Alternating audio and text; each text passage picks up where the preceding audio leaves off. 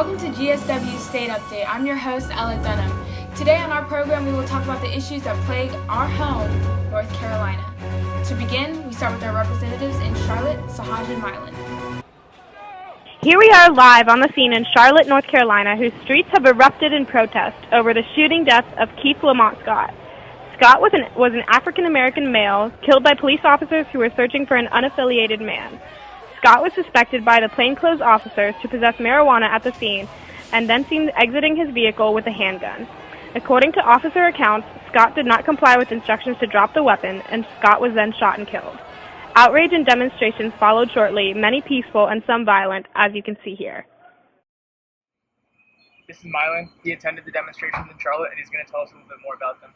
It was such a worthwhile experience. It was so powerful and moving to have so many people come out in cause and in support of this movement, just right here in our town, Charlotte, North Carolina. Okay, so Milan, tell me how violent it got.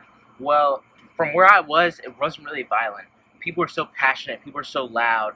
People had so many different opinions, and it just boiled up. And of course, it was kind of aggressive, but where I was, it was not violent. In some other areas of downtown, it was, but where I was, it wasn't. Thank you so much, Milan. Thank you. Now sending it over to Fleet in Winston-Salem. Food deserts are areas that lack adequate access to healthy food such as fruits and vegetables. The North Carolina Triad is especially poor in dealing with food deserts, as the main three cities, Winston-Salem, Greensboro, and High Point, all rank in the top 15 in food inequality in the nation. To help us combat this issue, we have Meredith Brown, a local expert on the topic, to come deal with this problem.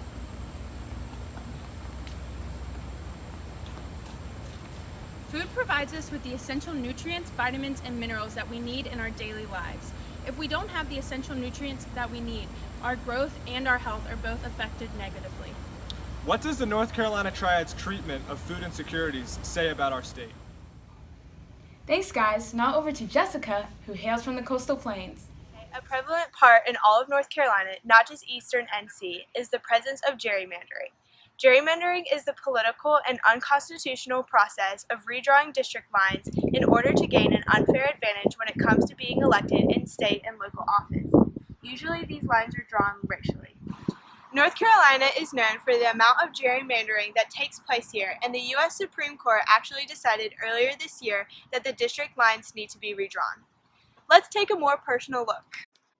So this is Washington County, and you can see that the legislative districts are unusually fragmented intentionally due to race. Great stuff. Now for Alec, reporting live from a protest in North Carolina. I'm Alec Ray out in the field in western North Carolina covering a protest that has broken out in support of the STOP Act. See, I have one of the protesters right here. Her name is Denise. Denise, will you please tell us why you are protesting today? We want to educate the public about the risks and consequences of prescription drug abuse because it's not just affecting individuals, it's affecting communities and families. Basically, it's hitting home really hard. We support the STOP. Thank you, Denise. So here's the protest. There's no signs of letting up. You can see the bystanders around here. And this is Alec Lay signing off. And finally, we have our ladies down in the Triangle. Hi, welcome back to GSW Reports. I'm co-anchor Yana Brown-Shelton here with Sarah Zuluaga-Sierra. We're here with Tasha Zimmerlum from the English Department at NCGSW to discuss the discrepancies between youth demographics and literacy rates in Wake and Durham County schools. First, could you tell us what the youth demographics and poverty rates look like in each county? Of course, Sarah. In Wake County, 48% of the population under the age of 18 are people of color and 15% of children live in poverty. Now, in Durham, 70% of the population under 18 are people of color and 25% of children live in poverty.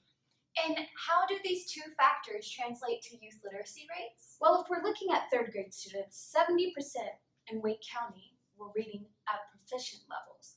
In contrast, only 45% of students in Durham County were reading at their grade level.